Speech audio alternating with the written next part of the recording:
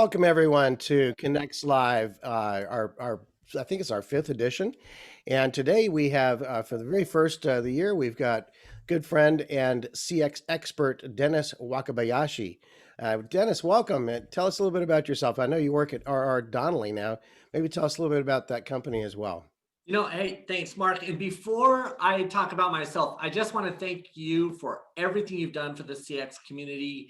Your events, the live events in the past in the cities with the intimate audiences, I think have been some of the most rewarding events that I've had an opportunity to been to. And it's an honor to be on the show today. So thank you, sir. My pleasure. With regard to me, I work at RR Donnelly. I joined RR Donnelly about a year ago, and my real goal working with RRD was to really tap into their global footprint and their ability to use PII, personally identifiable information, because I think that that is central to the customer record, which ultimately leads to the best customer experiences. And in my day-to-day job at RRD, I work with brands all over to help them bridge the gaps between physical and digital touch points to create stronger customer experiences. Awesome. I think. Oh, I think you're on mute, Mark. Oh yes, sorry. Hi. Not sure how that happened. Yeah, I love technology. I got to tell you, being a data-driven company, we talk about things like PII, personal identifier Yes, sir. information. That is such a huge difference in the shift from traditional research and traditional customer relationship, if you will, to being able to really target and tailor things down to an individual. And that data-driven companies like yours, really data-driven marketing, coming out of the mailing business. I was talking with an associate last night. That was always the mother lode. You had to go to them for the lists Yeah. to send out. And so, what are your thoughts about how do we connect with people in the future, and make it meaningful so you're not just another digit? I think that's a great question. Again, you hit the nail on the head. It is about the data and the building of a strong customer record for personalization. Ultimately, I think authenticity comes down to how well do I know my customer? And there are so many data touch points and there's so many different kinds of dashboards that it's very confusing to the broad spectrum of folks. But to simplify it all, having a great relationship with your customers, having a record that knows their preferences really delivers the best experiences. And to your point, what I find amazing about RRD is the history and the legacy of the company, starting with printing the phone books, having these one-to-one relationship with customers, I feel really sets us apart from some of the other larger global ad agencies that are out there, just simply because we've been close to customers, whether it's been in their direct mail or in invoices that they get from companies, even to some of the experiences that they have at retail. And now with our touchless technologies, we're finally able to bring that physical and the digital pieces together in a way that actually before COVID hit, all those technologies existed, but I'm happy to say that they're being adopted all over now. And that's really going to improve the experience for both the brands, but also the customers ultimately will get better experiences in both worlds. I'm wondering how that all works. It ties together. I mean, omni-channel. Here we are at home. We're getting all of our stuff delivered by whoever, Amazon to the grocery stores, et cetera, and all these other operations like Instacart and things like that. Right? There's so many new services out there, and they really have to build up some sort of data management platform, a CDP, a customer data platform. And so tying the operational stuff and the transactional stuff in with who they are, right?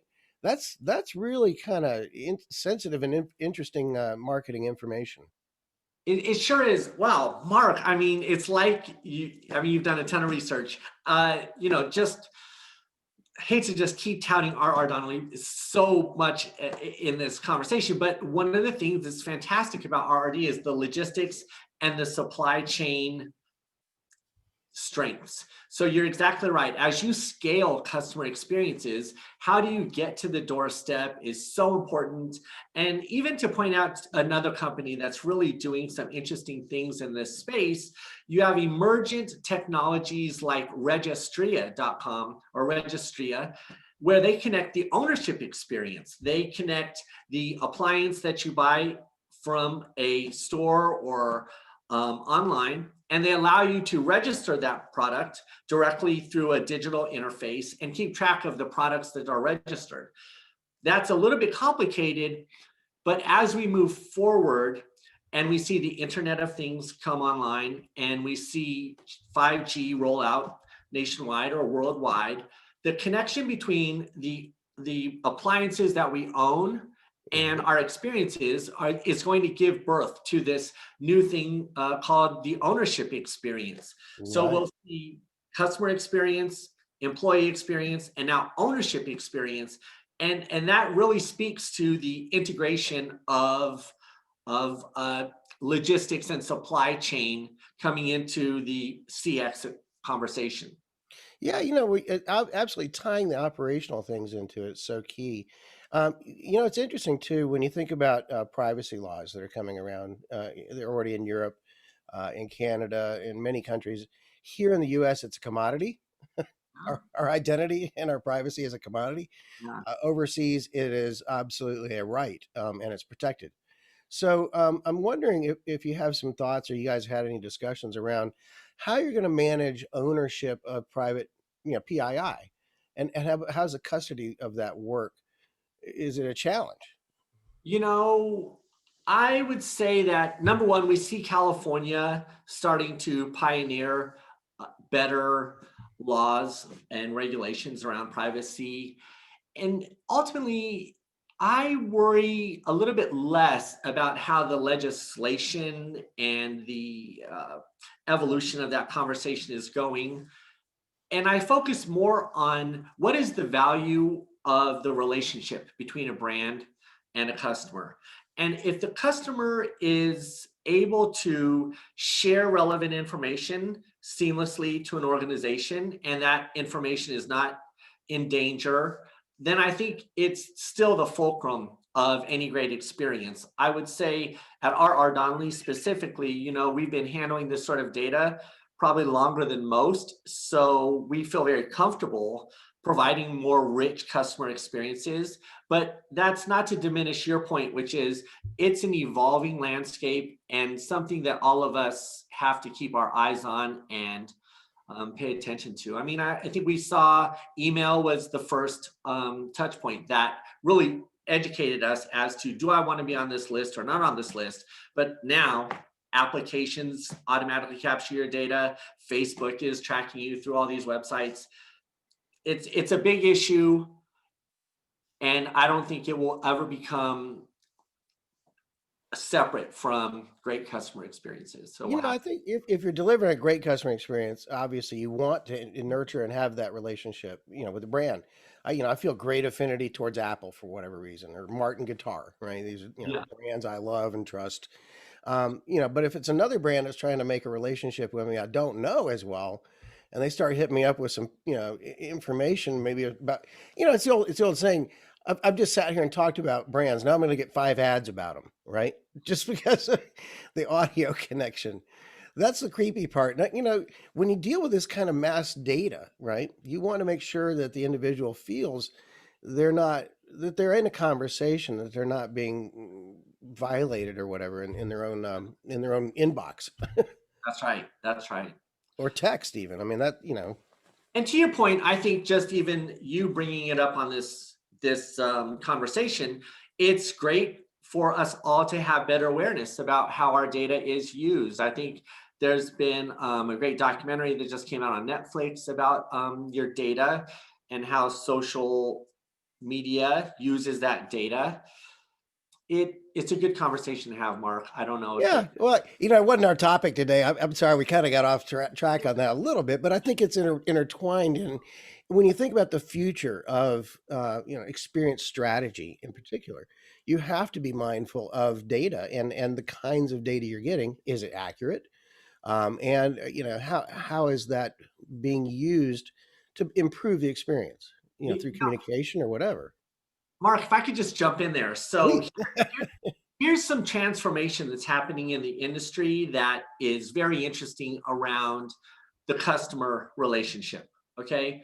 I think two things I've recently been talking about that are transformative are number one, do you need all this data to have the best relationship? And I would say that when I look at a company called Joined App, who is, they basically put the transaction inside a chat window so Hmm. that the human to human interaction, the immersive shopping experience, the high touch relationship between a brand and a customer is all within one window, and it's not out there, and they don't have to share a ton of data to have these personalized, meaningful experiences. It's safer for customers to engage in this way. And it also sort of sidesteps the whole customer journey. I mean, sometimes what you're talking about just a minute ago is the misuse of data in a customer journey. So when you have a company like Joined App who creates a immediate connection between the brand and customer, that's pretty powerful towards that conversation. And I would also say, when I look at alternatively, how do brands build fantastic relationships with customers without the use of PII? Hmm. What can we do to extend our reputation and our reach to the right customers at the right place and right time? I think TikTok was the number one most downloaded app of all time. It beat Pokemon Go in Q1 of last year. And there is a ecosystem, a new generation of social media that connects brands and customers together. And I recently have done some work with a company called Heartbeat.com that literally has the customer create the content, and together they co-create the message that goes out on social media. So there you have, you don't need PII, you can get reduced content creation costs, and you get relevancy to a wide spectrum of other consumers, and it doesn't require a ton of PII. So I think the conversation is evolving both from a regulatory standpoint as well as a consumer need standpoint. I'm kind of curious when you think about the idea that you're co-creating this, right? How does that is that within the context of like a research study, or is it just like on if I go to fill out my profile on whatever mailing list that I can choose the topics I want to hear? Clarify that a little bit. The co-creation of how do I customize? That's great. So I think any brand that can just go directly to their customers, especially their younger customers who are good at content creation, which everyone under 25 years old these days is their own personal brand manager. Hmm. There's one way you can go direct, but certainly if they were to use a platform like Heartbeat allows brands to submit a brief into a system that gets matched with content creators, and they produce fantastic content. The media costs are 90% lower than your other social media channels. And the content is literally the brief from the brand and the creator work together hand in hand, and they both share in the fame or the relevance equitably. So it's just a new business model. I don't think there's a lot of them out there, but the idea of spending more time doing co-creation with your actual clients, I think, is a very strong position to have in 2021, especially when you look at the impediments coming from COVID in terms of content production. We see a lot of our favorite TV shows being slowed down, movie productions stopped. COVID is absolutely creating a force of change in the content creation area. Absolutely. Even doing this show, for instance, I had some options to look at, and I took a little while moving from CX Talks to create this new brand. And what I did specifically, just so you know, I felt there was a real need for people to have networking, right? More opportunity for that. less of the webinars, less of the recorded stuff. I would go watch that anytime, but to come here and talk with each other, which we're going to do in just a little bit, spend some time chatting with each other about whatever issues we're dealing with now. And that's the whole point of this show. We chat about the future. Guy, have an expert like you on here is a real privilege, and understanding how these big machines work when it comes to data, right?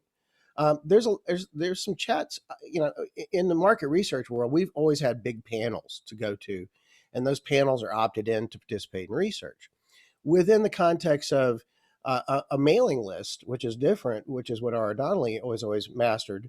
You know, the idea that you're on it and may not know it, or you're there and just being communicated with. Um, I think in the future there's going to be even more custodial care around those lists and how they're used. Absolutely. I would say that's spot on. I think that, particularly in our case, our goal is always to create the most relevant connection between customer and service or product.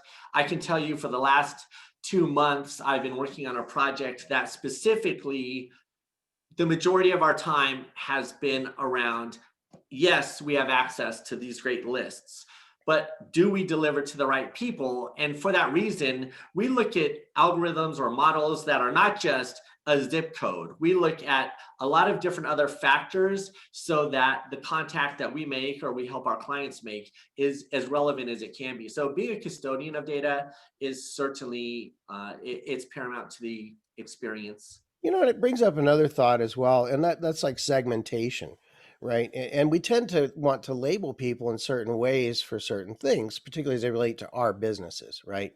Yeah. So whatever segmentation a company may put me in, that's what I'm at when I'm either on a buying or an inquiry about their brand, but I may be someone completely different. You're so right. Minute. Funny story there. So for the longest time, because you used to be able to search and see what your profile was on the internet, and I was, just to my chagrin, the internet for a long time thought I was a uh, a mom because I drive a minivan. I post a lot about my kids. I'm always talking about family stuff, and so I was portrayed as a minivan mom when actually I'm the exact opposite. So I think we've come way since then, but you're right, exactly. We need to have the best relationships we can, and towards that, circling back to our original conversation, the Internet of Things, the ability to get listening done, information about customers at scale. I'll tell you, Medallia is another great example that's marrying customer call center data conversations with social listening to create a sort of early warning or early detection system out there in the wild so that brand or company leaders can have fast visibility into what's happening in any given market or product or service. They can respond proactively. And that data, Mark, those behavioral data cues, along with our customer profiles, creates the relevancy. And ultimately, it's not about a segment, right? It's about Right.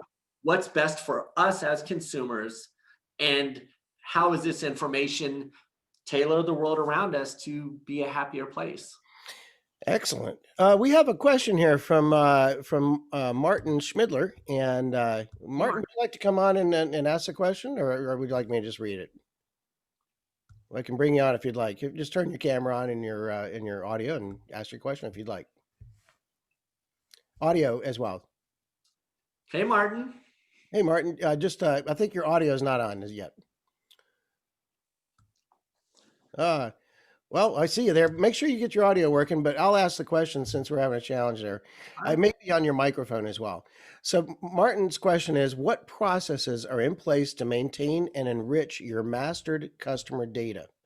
So, how do you update and how do you enrich it and how do you bring in these other types of data like a voice or experiential data, voice of customer, behavioral, and or transactional? Well, Martin, obviously not a softball question there. Thank you for that. Here's the answer that I would give you. Each company is at some phase of maturity models. I think that you can take a look at, for instance, the telecommunication industries, where they have a long legacy of building their network by acquisition and covering great geographies. You have many different kinds of systems in an organization like that. And how do you create one master record? So the answer there is, I think you have to get smart about CRMs or data management platforms. You have to have a team dedicated to compliance and governance using that data. But at the end of the day, every company is going to be different. Large companies who have a big infrastructure face the biggest challenges. But what I do see is you have smaller, more new, nimble companies, small to medium-sized businesses who have a central repository for their customer record, and learning from those companies how to scale is probably the safest roadmap to follow. I think at the larger companies, we often face a lot of integration challenges, third-party middleware that syncs up customer data, but protects each of these silos of data is one example. I would say there's a company called Pointillist, and what Pointillist does is can tap into your customer records and into your product records and actually follow the product or service journeys and your customer journeys and find where they intersect to deliver valuable operational intelligence. So there's a third-party AI light layer client that covers all the databases, or I would say, Martin, learning from a smaller company that's scaling up. And if you just need the easy answer, I would say call Salesforce. Excellent. We have another question here today. So Krista Lugo, if you will turn your camera and audio on, and feel free to ask your question.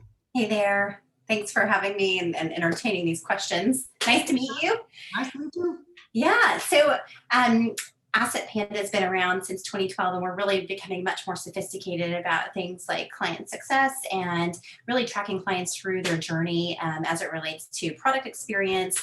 And I've gotten to be a part of a lot of that. And I have a question with regard to kind of the org structure and where CX really fits in and sits in the organization. I've gotten varying feedback as I've done lots of research, and some say it's a CS function, customer success, not CX. Rather, and some, say maybe marketing or product. And I'm just curious to know, in your experience, where that typically falls.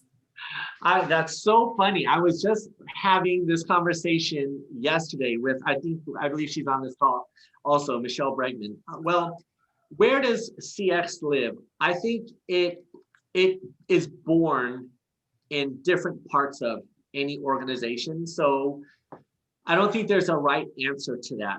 What I can tell you is in 2021, in 2020, I recognize that there is two parts of CX. There is the strategic, there is the stakeholder alignment piece, and then there is the customer lifetime value piece. And I recognized that these two voices are completely different. So I teamed up with James Dodkins. James Dodkins and I tell the story of how do you create the strategy and create alignment among stakeholders to grow customer experience. And then when you need to execute across a tactical touch point, that's when a guy like me comes in. Now, that's only two bookends. I realized that you have the employee experience as well. So on the employee experience, you have the same thing, voice of the employee. So we have a friend, Hollis Roberts, who specializes in that. And then bringing employee lifetime value up to speed. I have a friend, Jill Raff, who I think might be on this call. That's another component of it. So that is to say, Krista, bringing the organization up to speed on the concepts and the language and the skills to deliver customer experience is everyone's job. And I think one of the biggest challenges in 2021 will be after all the reorgs that have happened in businesses in 2020 and the change in the customer behavior. We can't rely on as much retroactive research or regression analysis to figure out what customers will do next. I think, Krista, the most important thing will be to find a way to rapidly level set all the teams in the organization to put decision making about the business through the filter of the customer lens. Excellent. Excellent. We have one or more questions here as well. I do want to emphasize we're going to go into breakout rooms shortly. This part of the program is recorded, and what we're going to do in the breakout rooms is have more in-depth discussions around these kinds of topics. Kind of a random a way of putting you in there the first round, and then I try to put everyone into a different room the next round. We're going to do 2 rounds of those. They're 20 minutes each. I do want. We have one more question here. I think it was from. Gosh, where did it come from? No, I think it may have been from Jill again. Or Jill Raff. You haven't asked a question. Would you like to come on camera and ask your question? Just put it on camera and take off your Yeah, sure. There you are. Hi. Hey. Hey, sis. Hey, how you doing, Dennis? Great to see you. Nice to meet you, Mark. Love your format here. My question was to Dennis that I know he and I have talked about this, but and as he mentioned just now that we're working on a collaboration to kind of provide an EX to CX solution, but I think many businesses are not yet really talking about EX so much. So I wanted to hear from you, Dennis. Do you think that's going to be the change agent going forward in 2021? And how do people really understand that EX is necessary in order to have that great CX?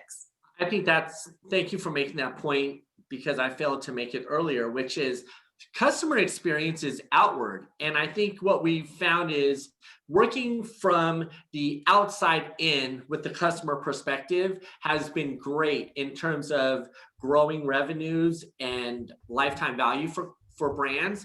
But to Jill, to your point, I think in 2021, the inside out approach is going to be the way to unify teams, involve all of the players in participation of customer experiences.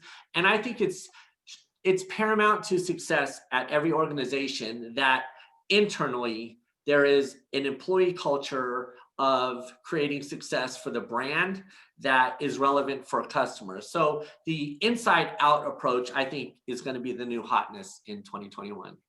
Absolutely, and we're going to have a couple of upcoming shows about employee experience in different kinds of businesses as well. So I'm currently talking with people in fast food industry, in the travel industry, and in the healthcare to talk about what they're facing in employee management and getting the employee experience down, especially in days of dissipated workforce. Last week we did have a lengthy discussion around that. You can see that on our YouTube channel or just on our Eventbrite as well. I'd like to move to the networking time now. Dennis, thank you so much. You're a shining star and a rock star in the CX world. We really appreciate that. Just to let everyone know what's going to happen, if you're not here and you're watching a recording, you're going to miss out on networking with, it looks like we have around 30 or so people here today. And what we do is we have some dedicated small breakout rooms for people to have more meaningful conversations. With that said, thank you so much for watching this portion of the show. We're going to end the recording in a minute, and everyone who's here, stay for the networking. And if you're just watching a recording, thanks much, and sign up to watching the other replays as well. Mark, thank you so much. Thank you. And Audrey, if you could take us out, that'd be great. Great.